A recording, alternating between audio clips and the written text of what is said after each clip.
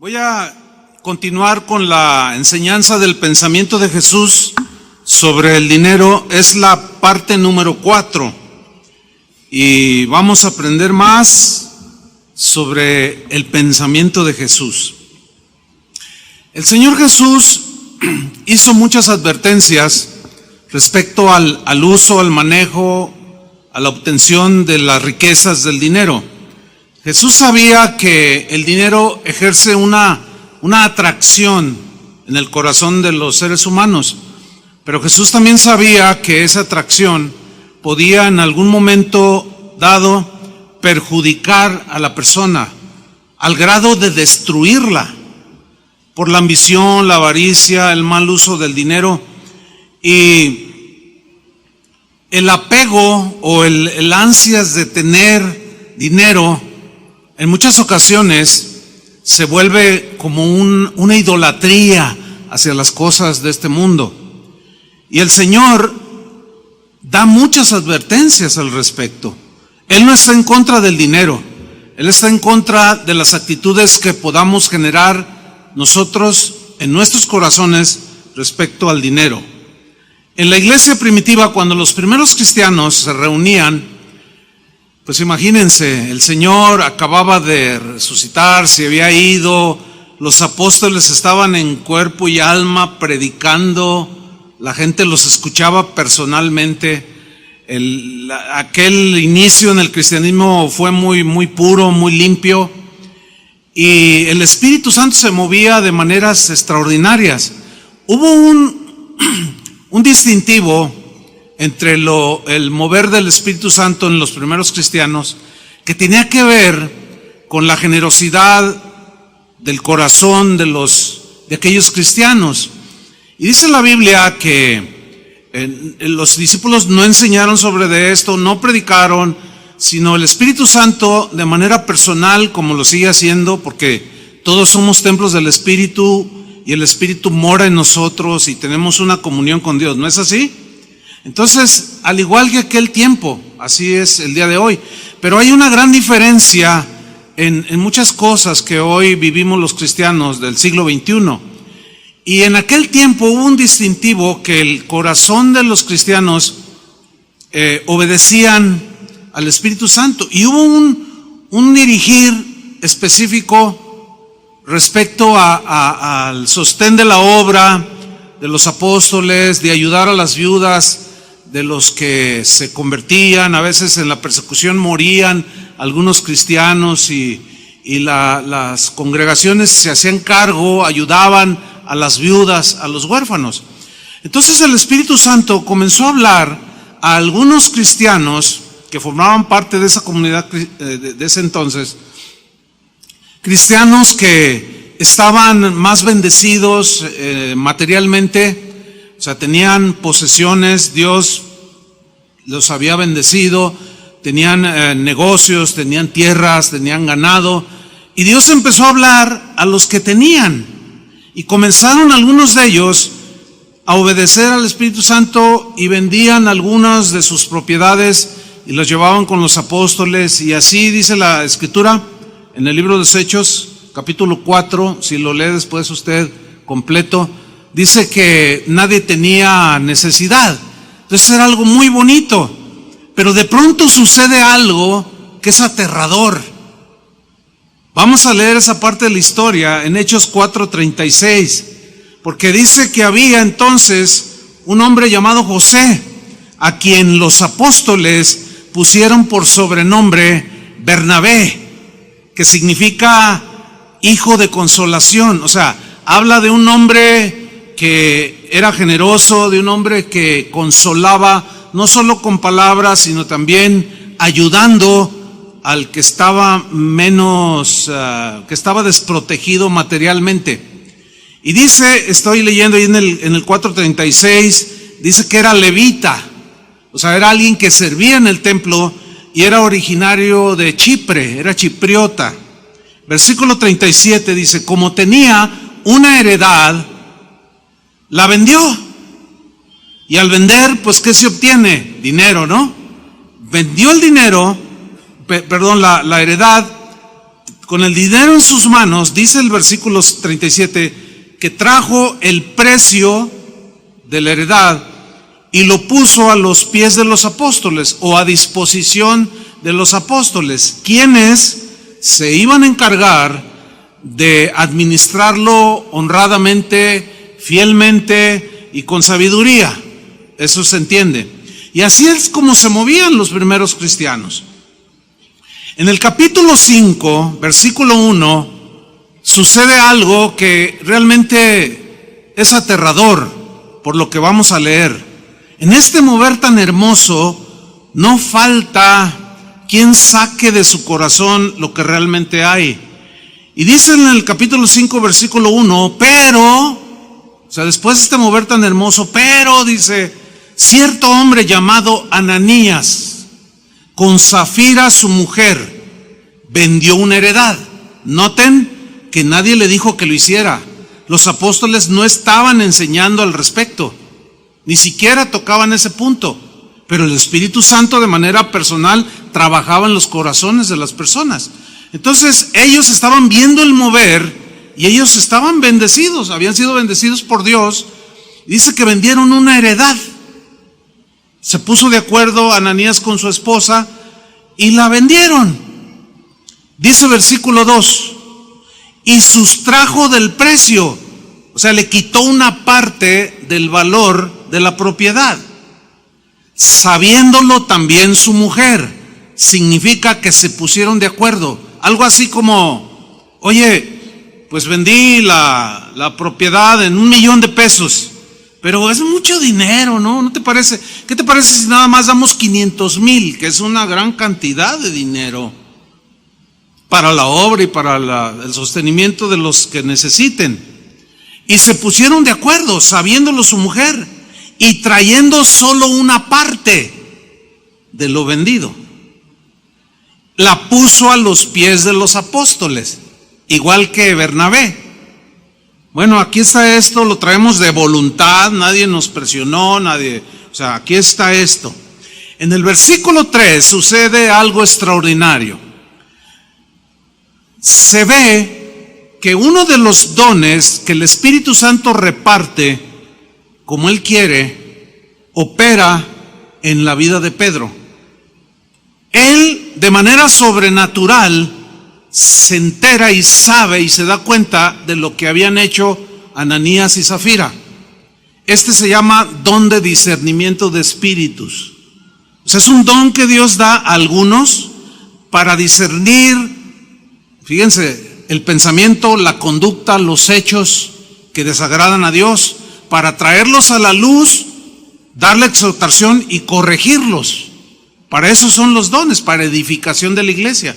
Entonces en el versículo 3 dice Pedro, Ananías, ¿por qué llenó Satanás tu corazón? Fíjense qué pregunta, ¿por qué llenó Satanás tu corazón para que mintieses al Espíritu Santo y sustrajeses del precio de la heredad? Yo me imagino a Ananías así como que se le cayó la quijada, ¿no? Así como, o sea, ¿quién le dijo? ¿Cómo supo? A lo mejor pensó, Ananías vino de chismosa, se arrepintió y ya me echó de cabeza. Estoy suponiendo nada más. Pero es la operación del don que el Espíritu Santo da a quien quiere y como Él quiere. Esto opera mucho en los ministros de Dios, como Pedro. Pero yo quiero subrayar la pregunta cuando le dice, ¿por qué llenó Satanás tu corazón? ¿De qué llenó el corazón de Ananías? De avaricia, de hipocresía, de hacerse pasar por alguien generoso. Nadie le dijo que vendiera la heredad, pero como estaba viendo que los que estaban, los ricos de la congregación estaban siendo generosos, no se quiso quedar atrás. Y dijo, no, pues nos estamos viendo mal. Vamos vendiendo una heredad, pero le vamos a sustraer del precio. Y Pedro le dice, ¿por qué permitiste que Satanás llenara tu corazón? ¿Cuántos de ustedes han sentido en algún momento en su vida o han percibido, tienen un un impulso del Espíritu Santo que te dice algo así como: ayuda a ese hermano y dale lo que traes en tu cartera. Y ustedes se quedan así y dicen, como nadie sabe, hay dos cosas a hacer: obedecer o decir, si el Señor, si traes 500 pesos, dices, bueno, le voy a dar pero la mitad. Cuando el Señor te dijo, dale los 500. Mira, cuando el Señor nos dice algo, procuremos obedecer. Ese es el punto aquí. Pero contrariamente, Ananías permitió que Satanás le insinuara en su corazón y él hizo caso de la insinuación. Satanás directamente, el enemigo, le dijo, no, ¿para qué tanto? Y como por lo que se ve tenían avaricia, tenían tacañería, obraron con hipocresía. ¿Por qué permitiste?, le dice. Y luego le hace una pregunta en el versículo 4. Reteniéndola, o sea, quedándote con ella, ¿no se te quedaba a ti? La respuesta es, por supuesto. Entonces, ¿por qué mentiste? ¿A quién quieres engañar? Ahora, yo les hago una pregunta. ¿Puede uno mentirle a Dios y que Él crea la mentira? Imposible. Le puedes mentir a tu esposa, a tu esposo, a tu papá, pero a Dios, hermanos, ¿cómo podemos mentirle a Dios? Es imposible, literalmente, porque Él conoce el corazón. Y este es el punto aquí: ¿por qué mentiste al Espíritu Santo?, le dice. Te estás engañando a ti mismo. Lo único que estás evidenciando es que eres un codicioso y mala onda, Ananías, en pocas palabras. Reteniéndola no se te quedaba a ti, y vendida no estaba en tu poder. ¿Por qué pusiste esto en tu corazón? Siempre todo tiene que ver con lo que hay en el corazón. ¿Por qué lo pusiste esto en tu corazón? No has mentido a los hombres, sino a Dios. Pero como Dios conoce todo, no lograste engañarlo. De tal manera que me lo está revelando. En pocas palabras le está diciendo Pedro, yo lo sé, o no fue así, Ananías. ¡Wow! ¡Qué tremendo es esto! A continuación se lee algo que es terrible, hermanos, como para tomar más en serio las cosas de Dios. Dice el versículo 5, al oír Ananías estas palabras, cayó y expiró, murió. ¡Wow! Y vino un gran temor sobre todos los que lo oyeron. ¿Cómo no? Imagínate. Un miembro de la congregación por mentiroso se cae en medio de todos ahí. Versículo 7. Pasado un lapso como de 3 horas, sucedió que entró su mujer, no sabiendo lo que había acontecido.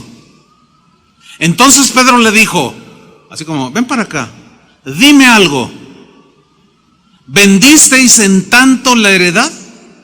Me imagino que le enseñó el dinero. ¿En esto vendiste la heredad? Y ella dijo, sí, en ese precio, dice otra versión. Y Pedro le dijo, ¿por qué? ¿Por qué convinisteis? O sea, ¿por qué te pusiste de acuerdo aún con tu esposo? Aquí eso significa convenir. ¿Por qué convinisteis? Hiciste un arreglo con tu marido de engañar a Dios. ¿Por qué convinisteis en tentar al Espíritu del Señor? ¿Por qué, Zafira? He aquí a la puerta a los pies de los que han sepultado a tu marido y te sacarán a ti. Al instante ella cayó a los pies de él y expiró. Y cuando entraron los jóvenes la hallaron muerta, la sacaron y la sepultaron junto a su marido. Y vino un gran temor sobre toda la iglesia. Yo me imagino a los miembros de esa iglesia donde estaba Pedro en Jerusalén, una iglesia hablando entre ellos, oye, esto está tremendo, como que andar con Dios es cosa seria, ¿no te parece? Así me los imagino yo, dialogando entre ellos, y empezaron a arreglar sus cosas que probablemente había en sus corazones, y entró un temor sobre todos los que oyeron estas cosas. Dice el versículo 12, Y por la mano de los apóstoles se hacían muchas señales y prodigios en el pueblo, y estaban todos unánimes en el pórtico de Salomón. Dentro de ese mover santo del Espíritu Santo, del Señor, a través de su Espíritu, sucede esto que es terrorífico. Debo decirles algo, hermanos. Siguen sucediendo episodios como este en nuestros tiempos y a través de la historia. Les voy a contar un caso que sucedió en una casa de oración. No voy a decir el nombre para evitar situaciones, pero les voy a decir lo que pasó. Un día me llama el pastor, me dice: pastor, estoy en un problema. Yo le digo: ¿qué pasó? Y comienza a narrarme lo que yo les voy a contar. Dice: es que, mira hermano, hay una hermana en la congregación que es una hermana que, mira cuántos problemas nos ha causado. Es chismosa, contenciosa, siempre está murmurando, nada le parece, a todo mundo le dice cosas, es grosera. Le he llamado la atención muchas veces, pastor, y ella se burla de mí, se burla de los... Una mujer, con perdón de Dios, dice, una fea mujer, dice, de la que ningún pastor quisiera tener en una iglesia. Le digo: ¿pero qué pasó? Dice: es que cuando estábamos en la adoración, de pronto ella se cayó. Estaba la presencia de Dios de una manera palpable y cayó al suelo. Ella estaba en la parte de atrás. Entonces vinieron a decirme, me narra el pastor: pastor, la hermana X se desmayó, se cayó al suelo. Dice: entonces yo les dije: no, déjenla allí, déjenla allí. El Señor, el Espíritu Santo la tocó, que mucha falta le hace. Déjenla allí, dejen que el Señor la limpie, dejen que llore, dejen que Dios trate con ella. Se terminó la alabanza, yo me subí a predicar y yo miré hacia atrás y estaba allí tirada la hermana. Se termina la reunión, yo me ocupo aconsejando gente y alguien viene y me dice: pastor, es urgente, es que la hermana no respira. ¿Cómo que no respira? Dice: entonces corrí a donde estaba la hermana y entonces me acerco, estaba muerta, ya hasta estaba tiesa. Ya había pasado más de una hora y media o quizás 2. Entonces me dice: ¿qué hago, pastor? Yo le digo: no hagas nada, no la muevas, no la toques, no la levanten, déjala allí en el suelo. Y llama a la Cruz Verde. Va a venir el Ministerio Público, van a hacer un levantamiento. Ni se te ocurra sacarla fuera del auditorio porque te vas a meter en un problema. Está bien, pastor, le digo: ahí manténme al tanto. Bueno, llegó la ambulancia, se la llevaron, dieron el parte, todo. Le hicieron autopsia a esta señora. Y aquí viene el punto. Los médicos descubrieron algo que, según dicho de ellos, nunca habían visto. Cuando le hicieron la autopsia, cuando quisieron ver el corazón, resulta que no tenía corazón. Había una masa sanguinolenta como una gelatina, pero como que explotó el corazón. Los médicos no sabían qué había sucedido. Me dice: pastor, pasó esto. Y cuando él me narra, le digo: mira, lee Hechos capítulo 5, versículo 1. A veces Dios interviene de maneras... No, dice que los hermanos comenzaron a arreglar cuentas con Dios. Entró temor en ellos. Ahora, yo les pregunto: ¿es necesario que suceda aquí algo semejante para que algunos que andan con doblez y andan coqueteando con el mundo y son tacaños y no fluyen con el Espíritu Santo, suceda algo así?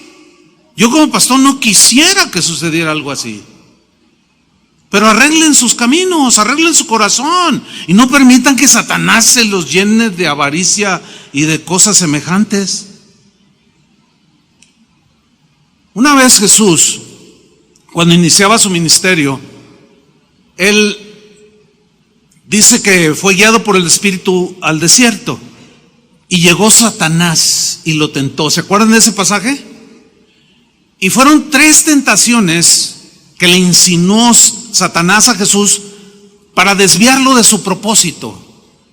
por el cual había venido a esta tierra. Y en la tercera tentación, que vamos a leer en Mateo 4, versículo 8, voy a leerlo en la versión en lenguaje sencillo, dice así: por último, o sea, la tercera tentación, el diablo llevó a Jesús a una montaña altísima.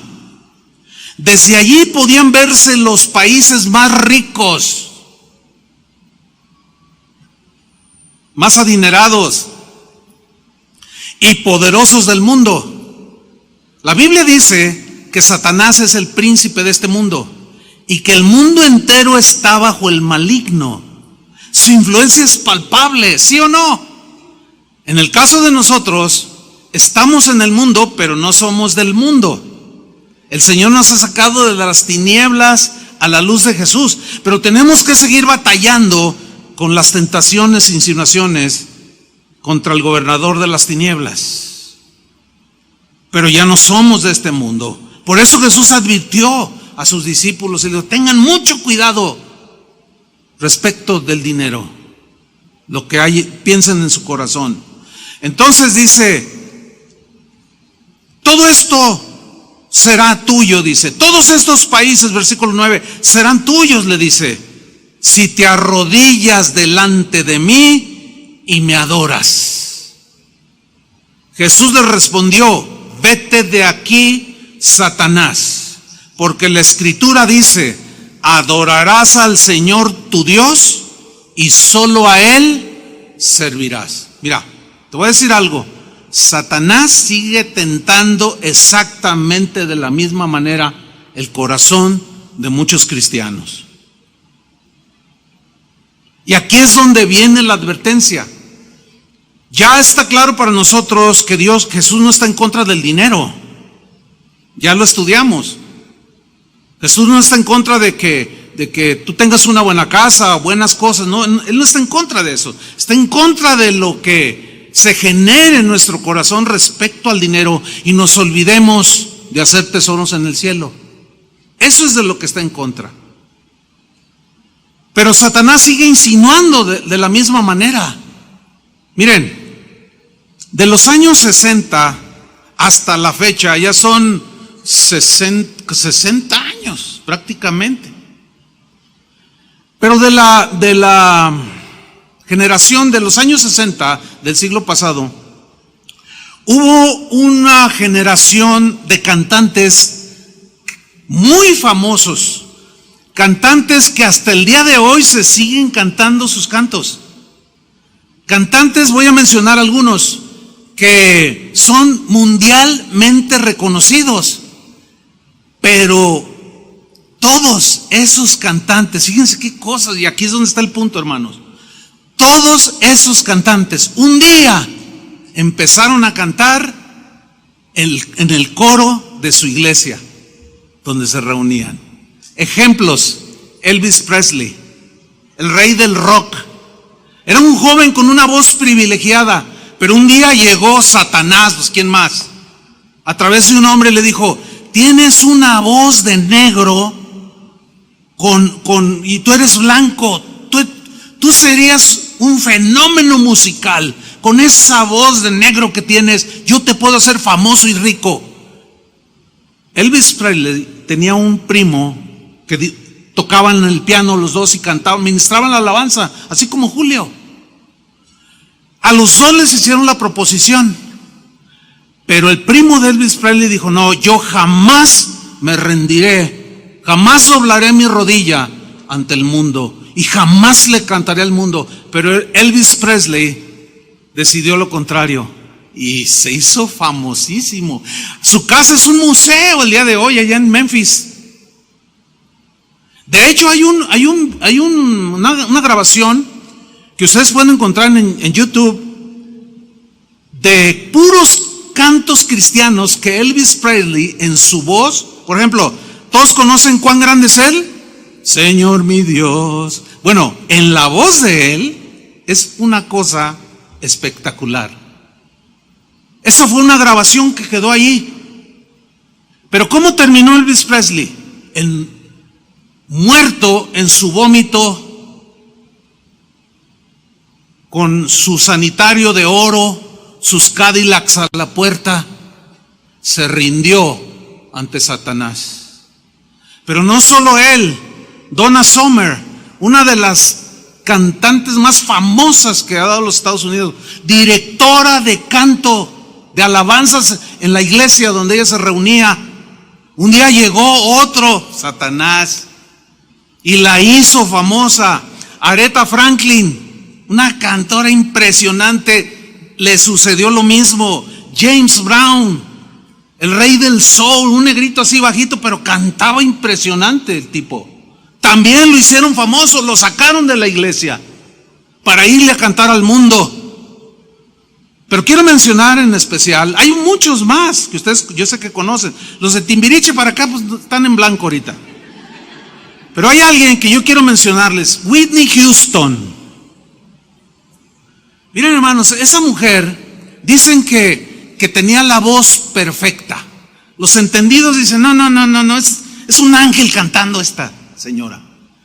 Whitney Houston, desde niña cantaba en el coro de la iglesia bautista donde ella asistía con sus padres. Fue creciendo, a los 14 años la descubren. Satanás la descubrió. Se le presentó un hombre y le dijo, ¿sabes? Eres un ángel cantando. Yo te puedo hacer famosa y rica como no te imaginas. Tienes un talento que no se puede desperdiciar en una iglesia cantándole a Dios. Y la tímida Whitney en ese tiempo reaccionó así, un poco tímida, y dijo, ay, pues suena bonito, pero hable con mi papá.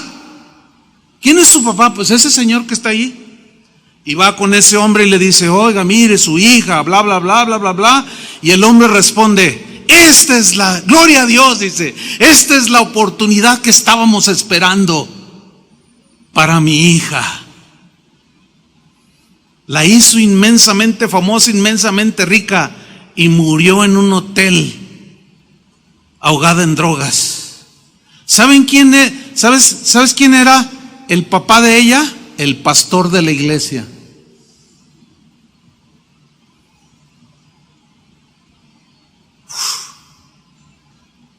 La misma tentación, el dinero envuelto allí en la situación.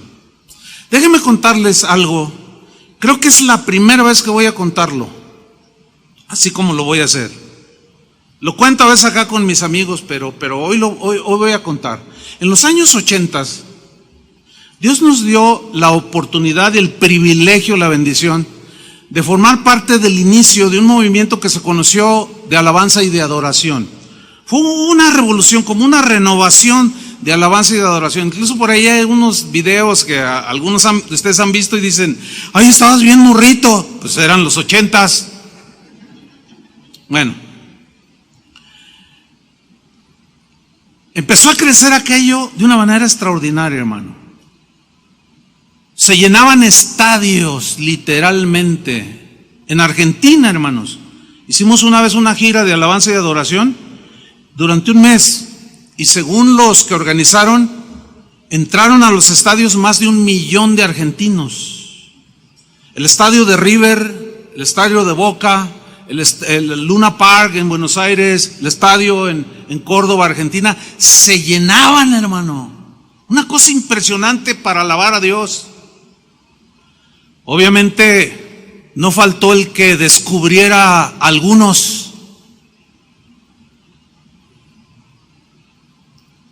Una vez vinieron los de Sony Music. Esto fue en 1988. Hablaron conmigo y me dijeron, oiga, usted tiene un grupo de alabanza. En ese tiempo, así fue. El grupo de alabanza estaba compuesto puras voces, la verdad, no es menospreciar a ninguno de los actuales, pero era extraordinario. Los que estuvieron en aquel tiempo se acordarán.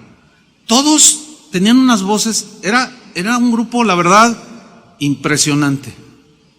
Y los de Sony me dijeron, ustedes tienen un grupo extraordinario, queremos que firmen un contrato con Sony Music para darlos a conocer.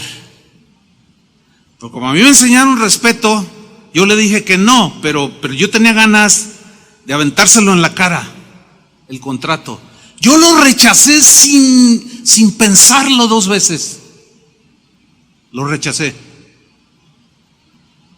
Veía al diablo ahí. Ya conocía algo del pensamiento de Jesús.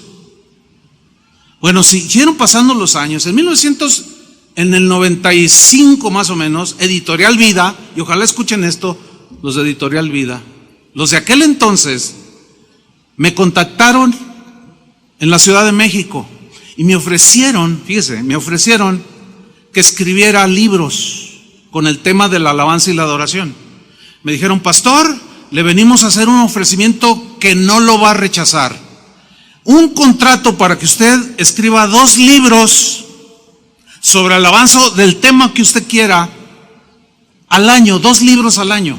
Dice: mire, nosotros los vamos a editar, nosotros los vamos a distribuir, como distribuimos en todo Iberoamérica. Cuando un libro editado por nosotros sale a la venta, hay miles de librerías, dice, de manera forzosa las librerías nos compran por lo menos 2 libros.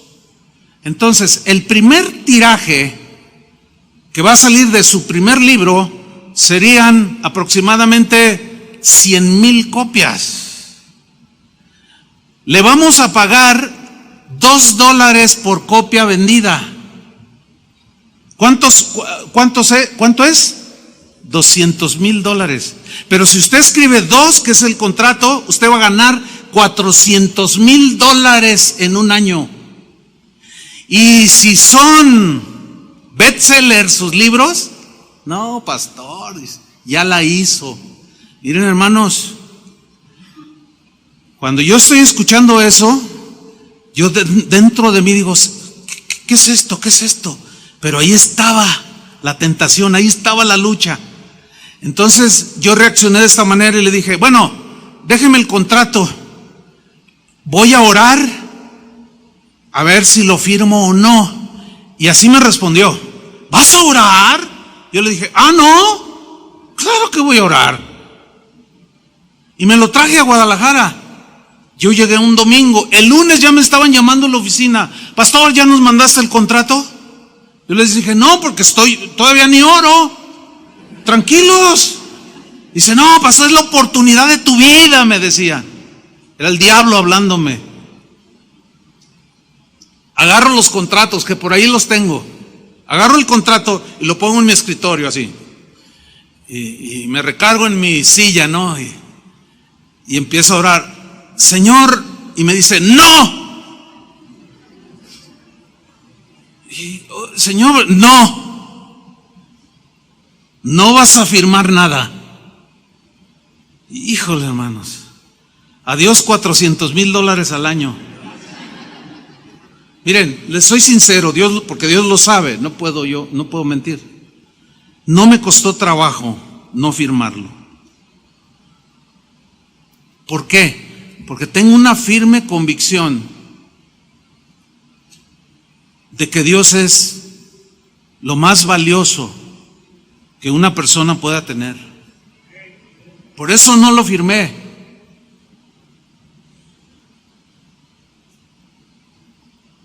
Desaproveché la oportunidad de mi vida, me dijeron muchos que hoy se doblaron su rodilla ante Satanás.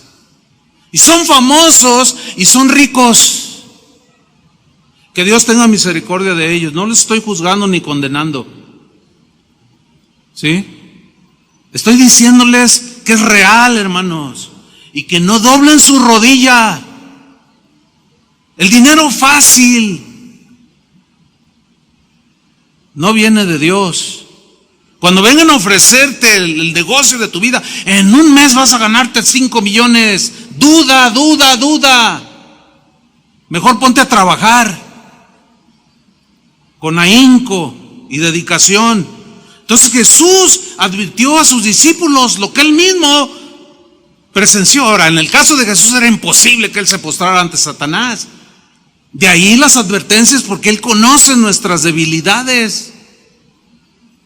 Y él advirtió mucho a sus discípulos que el amor al dinero los podía destruir. Fíjate, por ejemplo, en Mateo 6:19, en la versión Palabra de Dios para Todos, fíjate lo que el Señor les estaba mostrando y revelando sus pensamientos respecto al dinero y a las riquezas materiales.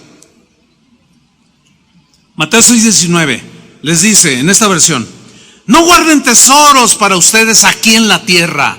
No guardar no significa ahorrar, son dos cosas muy diferentes. Aquí guardar es acumular con un espíritu egoísta, ¿entiende? Con un espíritu tacaño, así de esto es mío y nadie me lo toca, y yo, esto es para mí, para mi uso, y alma, muchos bienes tienes, regocíjate. No, aquí es esto precisamente. No hagan eso aquí en la tierra. Ahora, cuando oyes la palabra tesoro, si alguien te dice, encontré un tesoro, ¿qué viene a tu mente? Un cofre, ¿no? Y lo abres y puros centenarios de oro, monedas de oro, muy valiosas, o barras de oro. Fíjate Jesús cómo pone este ejemplo, No guarden tesoros para ustedes aquí en la tierra.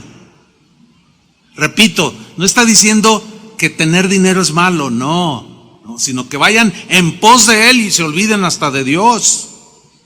Dice, no hagan aquí tesoros donde la polilla y el moho los van a dañar. Además, los ladrones pueden entrar a su casa y robárselos. ¿A cuántos les han robado algo? Híjole. Más bien, dice versículo 20, guarden tesoros para ustedes en el cielo, donde no los dañarán la polilla ni el moho, ni donde los ladrones no pueden entrar a robárselos. O sea, haz tesoros, por medio de lo que yo ponga en tus manos, sé generoso. Cada vez que tú haces algo por alguien, por la obra de Dios, al mismo Señor se lo estás haciendo, ¿sí o no? Eso es como acumular en el banco del cielo, por decirlo de una manera. Hacer tus ahorros celestiales, lo eterno, que es lo de más valía en este mundo, pero muchos no lo alcanzan a ver todavía. En el versículo 21 Jesús dice algo muy importante: pues donde esté tu tesoro, ahí estará tu corazón. En otras palabras, tu corazón va a estar en aquello que tú consideras lo más valioso. En eso vas a estar pensando, en eso siempre vas a estar meditando, siempre vas a abundar en acciones sobre eso que tú consideras importante para ti. Porque donde esté tu tesoro, ahí está tu corazón.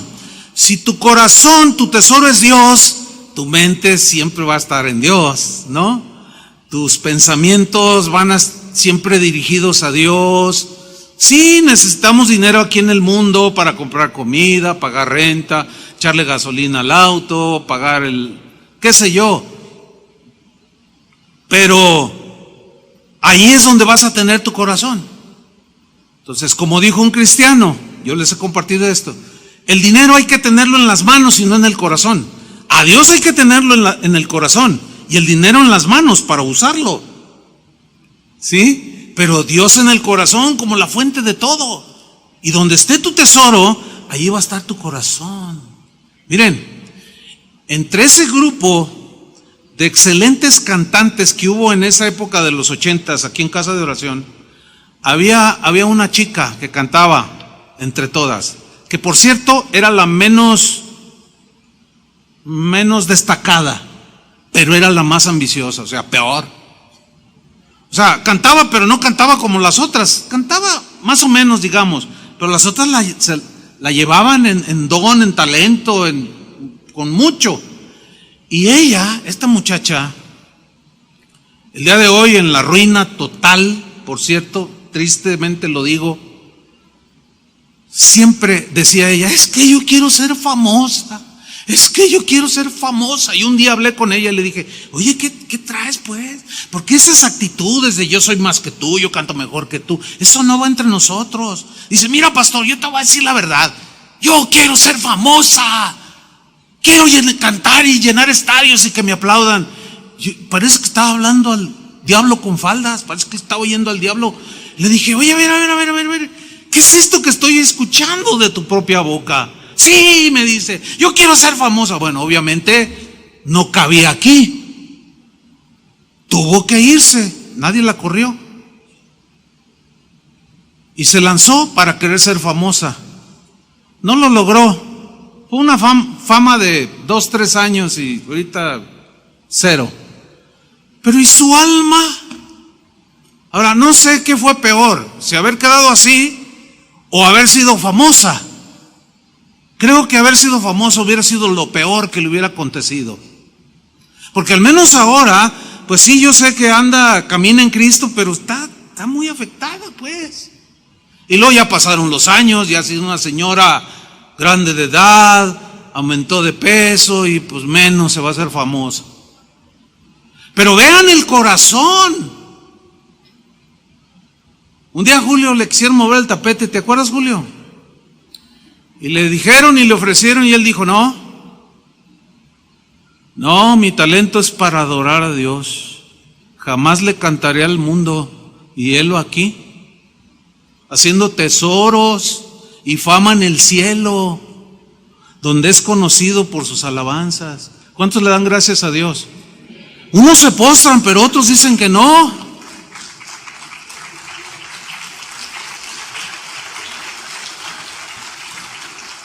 Muchos dicen no, pero otros dicen que sí. ¿Tú qué vas a decir? ¿Tú qué vas a decir? Porque te va a llegar. Tarde o temprano te va a llegar. En Lucas 16, versículo 13, miren la enseñanza de Jesús, así contundente. Dice así: nadie, y nadie es nadie, ni tú, ni tú, ni tú, ni yo, nadie, ni Elvis Presley, ni Whitney Houston, nadie puede, es una imposibilidad total, nadie puede servir a 2 patrones. La Reina Valera dice, nadie puede servir a 2 amos o a 2 señores. Aquí está él poniéndose como el Señor, y el Señor dinero, lo personifica.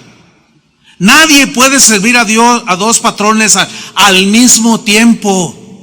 No, es imposible. ¿Por qué? Desatenderá a uno amando al otro, y se dedicará, se afanará, le dará toda la atención a uno y va a despreciar al otro, porque al querer quedar bien con este, pues queda mal con el otro. Ustedes, entonces se dirige a sus discípulos y le dice, ustedes, mis discípulos, no pueden servir a Dios y a las riquezas. O sea, servir a Dios es dedicar toda tu vida en la obtención del dinero y la fama y la ambición y de querer tener casa en Vallarta, en Cancún, en París, viajar por todo el mundo y vivir la vida, porque nada más es una. Eso es servir. Dice, no pueden servir a Dios y a las riquezas al mismo tiempo. Ahora, ¿eso significa que no trabajes? No confundan, por favor. Eso significa que no seas emprendedor y pongas un negocio con el deseo de prosperar. No estoy hablando de eso. Puedes hacerlo, porque también el Señor dice, bueno, del dinero que te di, cuando menos lo hubieras puesto en el banco para que diera intereses. ¿Se acuerdan de esa parábola? O sea, no hay que confundir la gimnasia con la magnesia. Hay que saber poner cada cosa en su lugar. Entonces aquí el Señor dice, ustedes no pueden servir a Dios y a las riquezas con ese afán al mismo tiempo. O sirves a Dios de todo corazón, con toda tu mente, todas tus fuerzas, o sigue en pos de las cosas de este mundo, que al final, cuando te mueras, no te llevarás nada. Valora tú, pon en equilibrio dónde vas a hacer tus tesoros.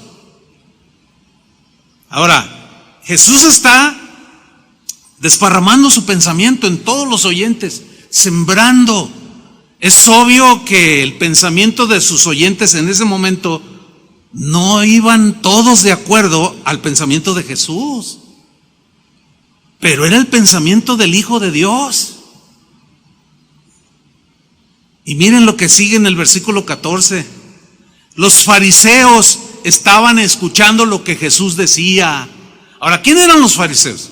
Era un grupo dentro del judaísmo tradicional que se distinguían por ser muy estrictos, observantes de la ley. Incluso hasta habían inventado algunos mandamientos, queriendo ser muy piadosos, muy generosos, pero era pura apariencia. Jesús en muchas ocasiones los recriminó, les decía: hipócritas, por fuera se ven como, son sepulcros blanqueados, por fuera se ven a la verdad muy bien, pero por dentro están llenos de muerte. Fariseos, hipócritas, o sea, era pura fachada. Esos eran los que estaban entre los oyentes. Y como el pensamiento de Jesús saca a la luz al confrontar, saca a la luz el pensamiento nuestro respecto al dinero, sucedió con ellos. Vean versículo 14. Los fariseos estaban escuchando lo que Jesús decía.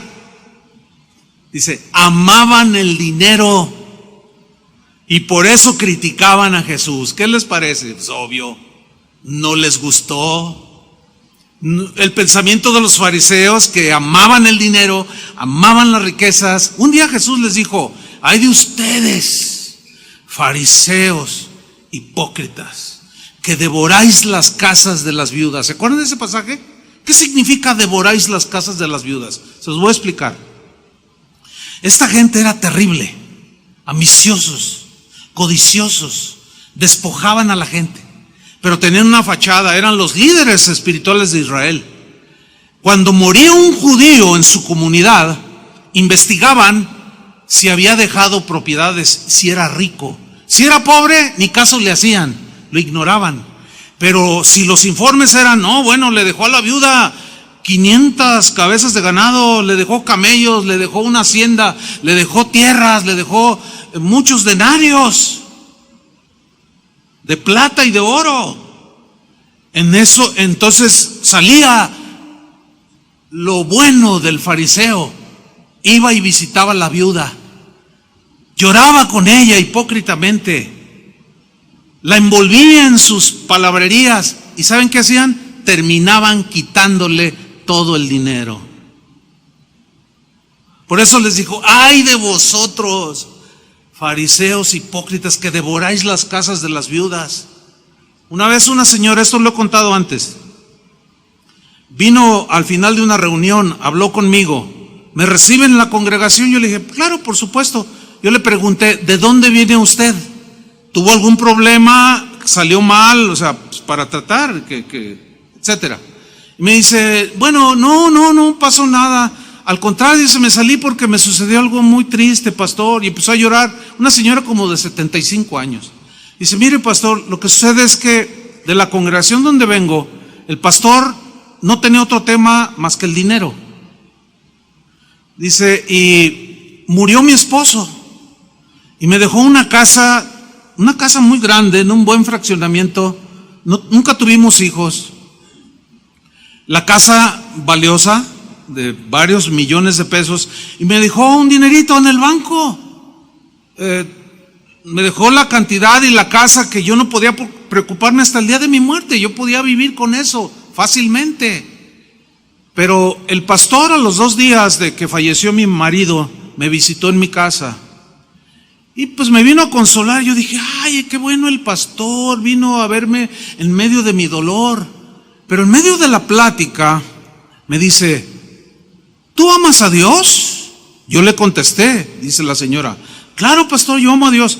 ¿Qué tanto amas a Dios? Mucho, pastor. ¿Hasta qué grado estarías dispuesta a demostrarle a Dios que lo amas? Como sea, pastor. Dice: dame tu casa y el dinero que tienes en el banco. Es para la obra de Dios. Y yo, cuando me está contando eso, yo abro los ojos así, yo le hago así: ¿y qué hiciste? Pues se los di. Pastor, me dijo, no tengo dónde dormir. Estoy hacinada ahí con alguien que tuvo misericordia de mí. No tengo a veces para comer. Me quitó todo el pastor. Ay de ese pastor. Ay de él cuando se enfrente a Dios. Porque a todos se les llegará su hora. ¿Sí o no? Con Dios no se juega, y mucho menos, hermano, se abusa de la fe. Y ahí están los fariseos criticando a Jesús, claro, rechazando a Jesús, burlándose de él, por supuesto, porque sus pensamientos eran diferentes a los de Jesús. Un hermano de aquí hace 2 domingos me decía: pastor, fíjese que me encontré a un hermano ahí en una plaza. Yo llegué por detrás y lo toqué, y él voltea: hola hermano, ¿cómo estás? Y se sorprendió. Ay hermano, no lo conozco. Dice: a lo mejor no me conoces, pero yo a ti sí. Yo te he visto en casa de oración. Ah, sí, dice, yo voy a casa de oración y ahí te he visto. Y dice: ah, sí, pero yo ya no voy. Dice: ah, no, ¿y por qué? Pues ¿qué no te das cuenta? El pastor se agarró hablando del dinero, del dinero, del dinero. Yo dije: ah, ahí está. Ahí está. Lo alcanzan a ver, versículo 14. Ahora, les hemos pedido, les hemos quitado, les pregunto: ¿hemos abusado de su fe? Pero entonces, ¿por qué ahora dejó de venir? Porque era como los fariseos, amaba el dinero, y el pensamiento de Jesús no embonaba en la mente de él, y dejó de venir. Y el hermano le dijo, me dice él, pero yo le dije: ¿sabes qué? Estás equivocado, pero ahí estás evidenciando lo que hay en tu corazón. Eres un avaro, eres un tacaño. No, pues yo ya no vuelvo a pararme allí, porque allí al rato vas a ver, les van a pedir. Y él se aseguró, se fue para no dar. Pero no les vamos a pedir fuera de lo que son ofrendas. Pero el pensamiento de Jesús saca a la luz lo que pensamos nosotros al respecto. Y por eso critican y hablan. Pero hay de aquellos que abusan de la fe. Fíjate el versículo 15. Jesús les dijo: ustedes, les dice a los fariseos, se hacen los buenos delante de la gente, pero Dios conoce las intenciones de su corazón. Lo que la gente tiene en alta estima es despreciable para Dios. O sea, la gente apreciaba que los religiosos fueran pomposos, fueran, qué sé yo. Pero Jesús, Dios conocía los corazones, y eso Dios lo desprecia.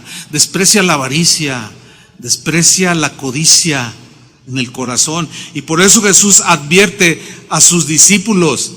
Hay un pasaje en Juan 2, versículo 13, que es bien impactante, hermanos. Vamos a leerlo. Le sucedió a Jesús. Él tuvo una reacción que algunos cristianos todavía cuando leen este pasaje no lo entienden. Espero que después de la explicación lo entiendan un poco más. Juan capítulo 2, versículo 13. Estaba cerca la Pascua de los judíos, una fiesta de la Pascua. ¿Recuerdan lo que era la fiesta de la Pascua? Sacrificar un animalito inocente. El sacerdote de manera simbólica rociaba la sangre, simbolizando perdón, limpieza de pecados. Todos sabemos que esa fiesta se originó cuando Israel salió de la esclavitud de Egipto, y Dios les dijo que sacrificaran en el desierto un cordero inocente. Pero ese cordero hablaba, tipificaba, apuntaba ¿hacia quién? A Jesús, el Cordero de Dios que quita el pecado del mundo. Entonces, la celebración de esa Pascua era muy solemne. Tenía que haber mucha reverencia, mucho respeto. La gente había gente de toda, como en todos lados. Había gente verdaderamente llegaban a Jerusalén con devoción, con deseos de adorar a Dios, con deseos de encontrarse con Dios, con deseos de que sus pecados fueran perdonados. Iban con esa disposición a celebrar la fiesta de la Pascua. Y Jesús fue a esa fiesta. Y subió Jesús a Jerusalén a la fiesta. Versículo 14. Y halló en el templo a los que vendían bueyes, ovejas y palomas. Bueno, la ley decía que había que sacrificar animalitos inocentes y derramar su sangre y hacer lo que describí hace un momento. Un buey, una vaca, un toro eran de alto precio, como hasta el día de hoy. Los únicos que podían comprar un animal así eran los ricos, los que tenían posibilidades. Una oveja era término medio, digamos. Pero la paloma era el único animalito que podían comprar los pobres. Costaba 2 moneditas casi insignificantes. Porque todos tenían que ir y presentar su animalito y ofrecerlo en sacrificio. Así era la ley de Moisés. En aquel tiempo llegaban a Jerusalén de muchas regiones alrededor, de países. Llegaba gente de Egipto, judíos o gente que había abrazado el judaísmo, llegaban de Egipto, de Persia, de Grecia, de África. Llegaban a Jerusalén para adorar. Entonces todos tenían que llevar un animalito. Ahora, es fácil entender que los que venían de muy lejos no podían cargar con la vaca. Es más, ni siquiera con la oveja y ni con la paloma. Aunque fuera un animalito pequeño, una jaulita y con todas las chivas y 20 hijos, pues difícil, ¿no? Con la paloma aquí. Entonces, ¿qué hacían? Compramos el toro, la vaca en Jerusalén y la ofrecemos ahí en el templo. Compramos la oveja, compramos la palomita. Cuando la gente llegaba a Jerusalén a la fiesta de la Pascua, llegaban con dinero de su país. Los egipcios traían dinero egipcio. Los griegos traían dinero griego. Y así sucesivamente. Entonces, cuando ellos llegaban y querían presentarse delante de Dios, quiero comprar un toro, un buey, una vaca. Bueno, pues ahí te lo venden en el atrio del templo. Entonces llegaban, ¿cuánto vale el toro? No, pues vale tantas monedas de oro. Vamos a ponerle 20 monedas de plata, vamos a ponerle así. Ok. Entonces, hacían sus cuentas y decían, no, espérame. Tú no puedes pagarme con dinero egipcio, porque la ley dice que todo debe ser origen de aquí, o sea, animales de aquí, todo es judío. Aquí ahorita todo es judío. Entonces, no recibimos dinero ni griego, ni egipcio, ni persa, no. ¿Y qué voy a hacer? Pues es el dinero que yo traigo para comprar. Pero ahí están los cambistas, mira, allá afuera, ahí están en sus mesas y ahí ellos tienen dinero judío. Ahí cámbialo y entonces ya vienes y me pagas la vaca, la oveja o la paloma. Negocio redondo. ¿Saben quién estaba detrás de todo? Caifás, el sumo sacerdote. Todo bien planeado para sacarle el dinero a la gente. Entonces llegaba el adorador y decía, oye, quiero que me cambies tantas monedas.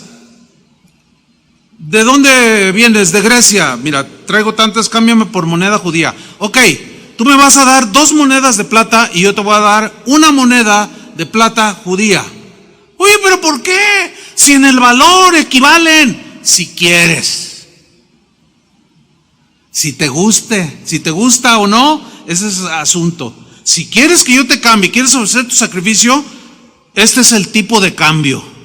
Abusivo, ¿no? Negocio redondo. Es como cuando a veces viene gente de Estados Unidos y dicen, oye, van a algún restaurante y traen dólares. Oye, ¿puedo pagar en dólares? Sí, puedes pagar en dólares. ¿A cómo está?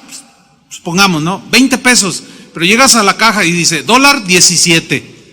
Y te digo, oiga, ¿por qué 17 si está 20? Si quiere. Qué abusivos, ¿no? O sea, ven que no hay otra manera de pagar más que con dólares y te lo bajan y la ganancia se dispara. Entonces llega Jesús a la fiesta de la Pascua donde debe de haber solemnidad, respeto, devoción, entrega, y se encuentra con un montón de animales ahí adentro en el atrio, con un montón de gente, y dice en el versículo 15, que haciendo un azote de cuerdas, o sea, tomó un látigo, no dice que los azotó a ellos, dice que hacía un azote de cuerdas. Ustedes saben el ruido que hace un látigo, ¿no? No sé si han manejado un látigo, han visto en las películas, pues si agarras una cuerda y haces esto, hace un ruido que te sobresalta, ¿no? Entonces él toma este látigo y hace el sonido, como dice aquí, haciendo un azote de cuerdas. Hace esto y truena, ¡pah! Suena estruendoso y llama la atención y parece algo violento. Y empieza, ¡ta, ta! Obviamente los animales reaccionan. Y empezó el corredero de vacas, de toros y de ovejas, y las palomas volaban por todos lados. Y llega ante los cambistas, estaban en sus mesas, agarra la mesa y así, miren. ¡Ah! Y todas las monedas botan por allá y se mezclan. Y les dijo, versículo 16, a los que vendían palomas: quitad de aquí esto, y no hagáis de la casa de mi padre casa de mercado. ¿Han ido a algún mercado alguna vez? Pero ¿habrán acaso puesto atención? ¿Qué es lo que escuchan tus oídos en un mercado? Pues nada más recuérdenlo. Está uno diciendo: papaya, guayaba, acá, pásele aquí, señor, acá. Y otro, el de enfrente: no, véngase acá, y que no sé qué. Y empieza ahí la gritadera, y una señora regateando: oiga, la guayaba está tanto el kilo, pues váyase para allá si quiere, pero aquí está mejor que la de ella. Y una algarabía, y luego por acá los ladrones sacándote la cartera. Todo el mundo gritando. Y luego el que te pide, y luego le ayudo con el carrito. Un mercado, esa es la voz de un mercado, es una confusión total. Pregunta: ¿qué no era una fiesta donde debería de haber orden? ¿Qué no es una fiesta donde debería de haber piedad, devoción, entrega, adoración? Habían perdido hasta el respeto en la casa de Dios. Yo tengo una serie que se les voy a compartir, ya se les he dicho varias veces: El orden de Dios. Va a estar buena. Les voy a dar una adelantadita. Mucha gente el día de hoy ha perdido el respeto al lugar de reunión. Es increíble, a veces yo estoy predicando y hay gente que así literal, con sus papas. No, y sacan su Coca-Cola y nomás oyen a veces los botes y las botellas que se caen. Otros están con su paleta. Quiero pensar que es por ignorancia, pero el Señor nos va a ordenar. Pero quiero decirles algo, hermanos, es una falta de respeto.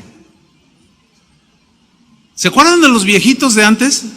Cuando los llevaban a la iglesia y eso, que tú traías la cachuchita: quítese la gorra, es por respeto a Dios. Son costumbres que se van añadiendo a la cultura, pero tienen sentido, fíjese. Créamelo que es falta de respeto hasta cómo usted pueda venir vestido. Una vez fui a predicar a una iglesia, no podía creer lo que estaba viendo. Faltaban 10 minutos para empezar la reunión y el pastor se subió, me saludó sin peinarse, todo así se miraba el cabello, traía shorts y sandalias y una camisa toda arrugada. Bueno, yo sé que el hábito no hace al monje, yo lo sé. Tampoco se dice al otro lado como religioso, pero creo que ministrar a Dios merece algo de respeto, ¿no? Eso es lo que yo creo. A lo mejor estoy equivocado, no creo. Lo que pensé yo fue: bueno, quedan 10 minutos, va a ir y se va a cambiar rápido. No. Empezó a dirigir la alabanza así. Pero antes de que iniciara, llegó el bajista, ese venía peor. Yo dije: algo no anda bien aquí. Se ha perdido tanto. Bueno, el día de hoy, hay predicadores que sus congregaciones parecen mercado. Hay predicadores que el único tema que tienen es el dinero. No saben hablar de otra cosa más que del dinero. El respeto se ha perdido porque no hay conciencia de la solemnidad. Por eso, no quiero abundar mucho hasta ese momento, este tiempo de la serie que voy a enseñarles, pero ayer ¿qué creen que me pasó? Termina la reunión y viene una parejita de jóvenes, matrimonio. Me dicen: ay, pastor, estamos muy apenados. ¿Por qué? Dice: es que mi mamá, teníamos años orando para que aceptara venir a escuchar la palabra de Dios, y ayer a mediodía me dice: ¿sabes qué, hija? Quiero ir a casa de oración a escuchar la palabra de Dios, porque me gustan los cantos que pones, etcétera. Dice: entonces quiero ir, y la trajimos hoy, hermano. Pero mi mamá es bien disciplinada y ella cena a las 7 de la tarde. Y la predicación empieza a las 7, porque a las 6 empieza la alabanza. y más o menos entro a predicar a las 7. Y luego usted dice del sándwich y de comer ahí, y ella con su sándwich.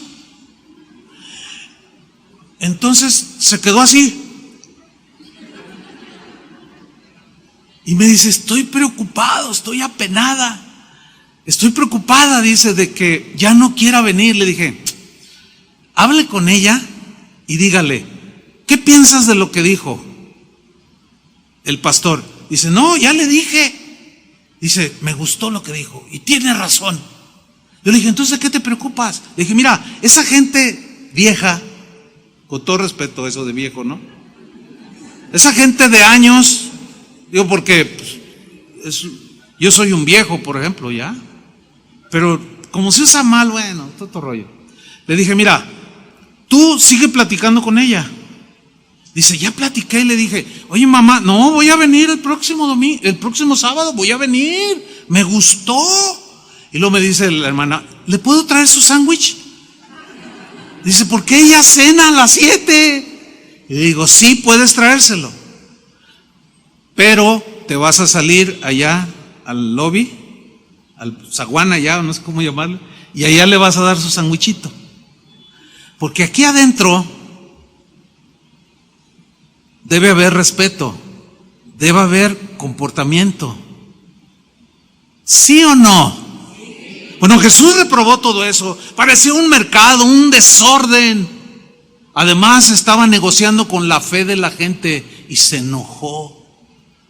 Porque escrito está acá, la casa de mi Padre, casa de oración será llamada para todos los pueblos. Y ustedes la han hecho una cueva de ladrones, les dijo. ¿Todo por qué? Por la ambición. ¿Y quién estaba detrás de todo? El sumo sacerdote. Dice, no, ustedes no, les dice a sus discípulos, no. Hay una historia que quiero terminar con ella. Está en Lucas 19:1. Es una historia bien bonita, muy interesante. Tiene que ver con Jesús y un hombre que dice la Biblia que era bien chaparrito. ¿De quién vamos a hablar? Zaqueo, muy bien. Lucas 19:1. Mire este pasaje. Habiendo entrado Jesús en Jericó, iba pasando por la ciudad. La gente ya lo conocía. Había hecho muchos milagros, había predicado muchas cosas. Mucha gente se sintió desafiada, muchos se convertían, otros se enojaban, como vimos de los fariseos. Iba pasando pues Jesús, versículo 2. Y sucedió que un varón llamado Zaqueo, que era jefe de los publicanos y rico, o sea, era el secretario de Hacienda de Roma, porque los publicanos eran los encargados de cobrar los impuestos a favor de Roma. El problema con cobrar los impuestos a favor de Roma es que los publicanos, o los que se dedicaban a esto, recibían un porcentaje de lo recaudado de parte de Roma, pero ellos, para ganar más, inventaban impuestos, abusaban, así como a veces abusan los que cobran los impuestos aquí en nuestro país y en los países del mundo. Entonces la gente los odiaba, la gente no los quería, y dice claramente que era el jefe de los publicanos y era rico. ¿Qué era? ¿Cómo había obtenido su riqueza? A través del fraude, a través del robo, a través del abuso, de la prepotencia, de pisotear a otros, que por cierto, eso no es para nosotros. Esa no es la manera.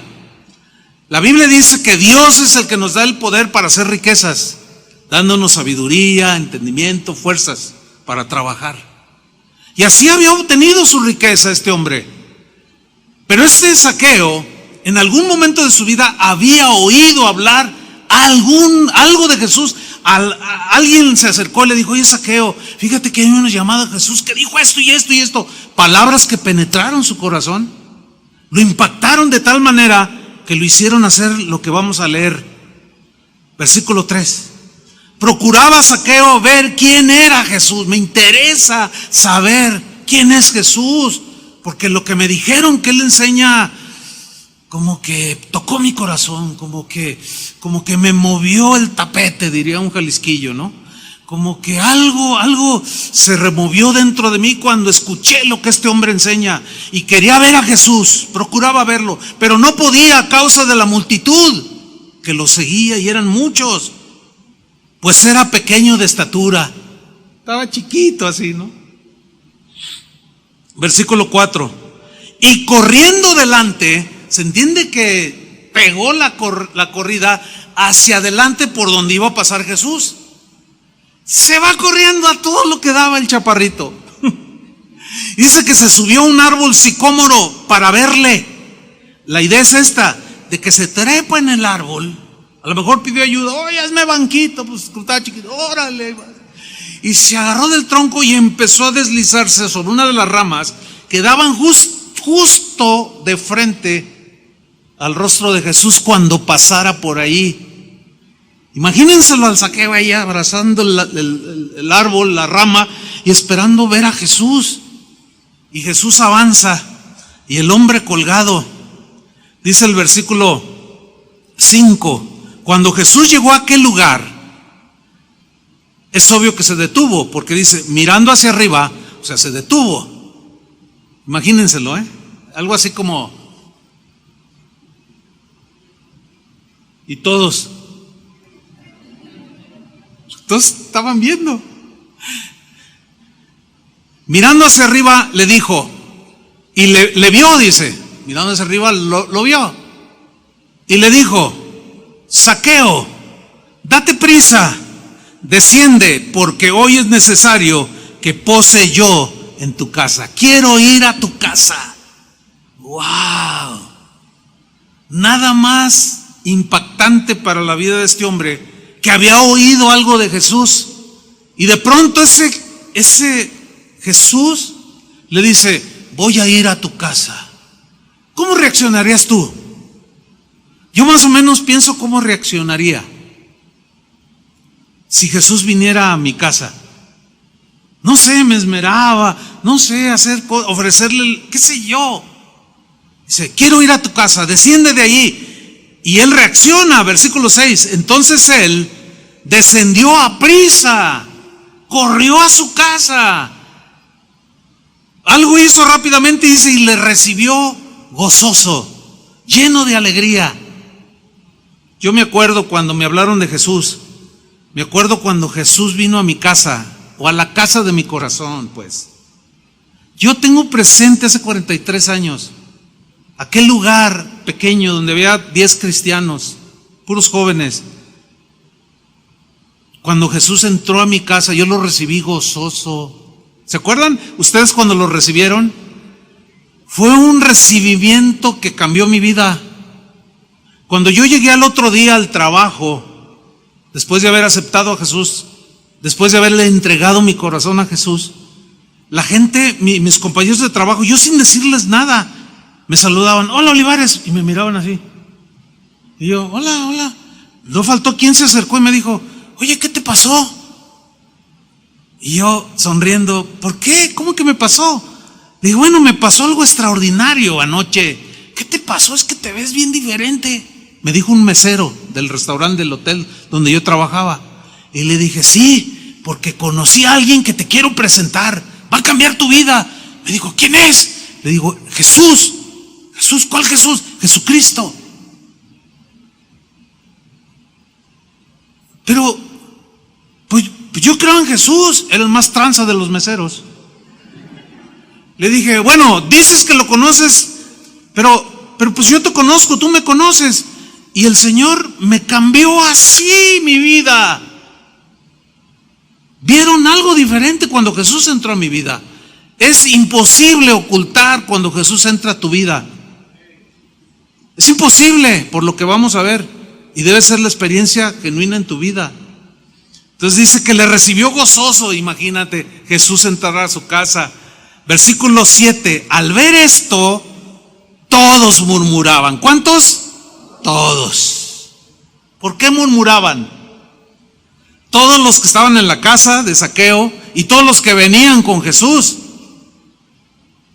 Es obvio que muchos se quedaron afuera, pero los que lograron entrar a la casa de Zaqueo empezaron a murmurar. ¿Qué murmuraban? Diciendo que había entrado a posar con un hombre pecador. Mira nomás a dónde vino a meterse, con el más tranza de la ciudad, con el ladrón todo el mundo lo odiamos, a todos nos ha transeado, nos ha robado, es muy rico y es un hombre malo.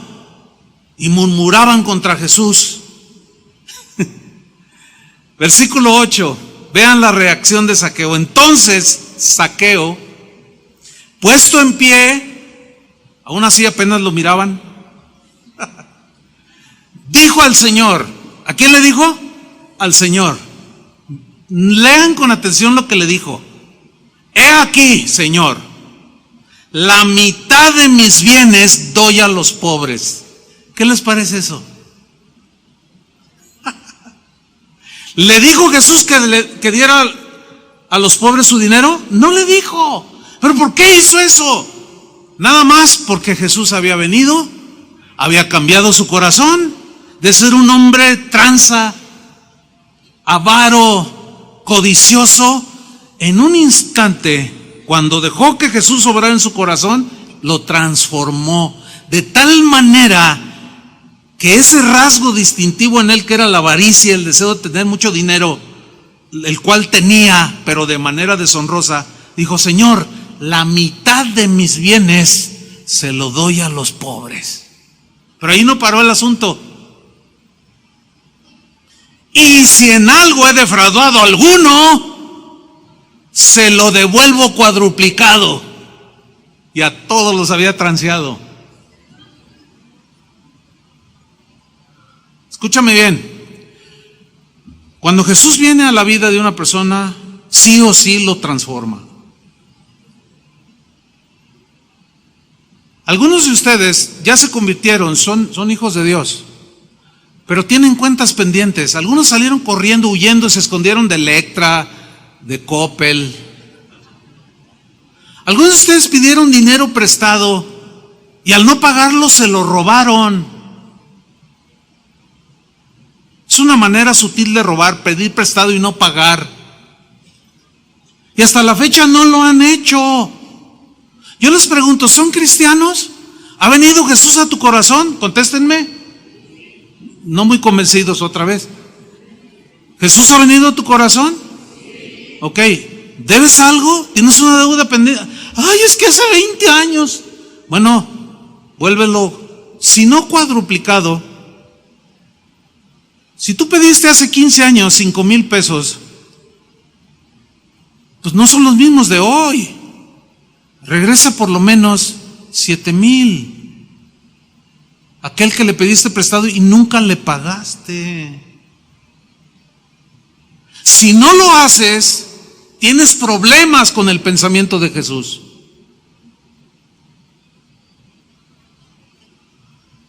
No me odien. No me vean feo. Yo nada más les estoy compartiendo el pensamiento de Jesús. Lo que Él puede hacer en el corazón de una persona. Ahora, ¿cuántos deben y se les olvidó que debían pagar? Sean sinceros, levanten la mano. O mejor dicho, espérenme. ¿Cuántos van a hacer lo que Zaqueo? Miren, hay un buen de manos levantadas. Háganlo. ¿Se acuerdan lo que le dijo Jesús al intérprete de la ley? Ve y haz tú lo mismo. Ve y haz tú lo mismo. Si verdad Dios ha cambiado y sus pensamientos están transformando tu vida, arregla. Y no te olvides de los pobres. Y no te olvides de la obra de Dios. Y no acumules aquí en la tierra nada más, porque sin duda nada nos vamos a llevar. Algunos van a empezar en estos días a hacer tesoros en el cielo y arreglar sus cuentas. Ayer un hermano, un doctor, vino y me dijo: pastor, estoy en la siguiente situación. Dice: ¿usted sabe que yo soy doctor? Le digo: sí, cómo no. Dice: pastor, me acaban de detectar un tumor canceroso en el cerebro, irreparable humanamente hablando. Me voy a morir en poquitos días. Dice, Le digo, ¿y cómo estás?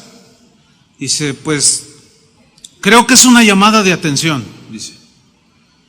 ¿Y has arreglado algunas cosas? Sí. ¿Te falta arreglar otras? Sí. ¿Debes algo? Sí. Pero voy a arreglar todo antes de morirme. Yo sé que Dios puede hacer un milagro, pastor.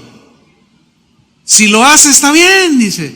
Pero me puede sanar y vivir otros 20 años, pero de todas maneras me voy a morir. Sí o sí me voy a morir. Me voy a enfrentar cara a cara con la muerte en algún momento de mi vida. Y yo estoy más pronto que cualquiera, dijo. Bueno, habla con tu esposa. ¿Cómo estás con tu esposa? Arréglate con ella, con tus hijos. Lo que debes, págalo. Dice, estoy arreglando mi vida. Hermanos, no tienen que pasar una cosa así para arreglar su vida. Y que se den cuenta la realidad de que tarde que temprano te vas a morir. Entiendan, por favor. Y no se van a llevar nada. Saquen de su corazón, saquemos del corazón todas esas cosas que pueden hacer que se pierda nuestra alma. Y no esperen un momento así. Para cuando llegue, ustedes estén en paz. ¿Cuántos reciben la palabra de Dios? ¿Cuántos reciben el pensamiento de Jesús? Nos libera. Por eso Jesús dijo, conoceréis la verdad y la verdad os hará libres. Denle un aplauso a Jesús. Él merece. Amén.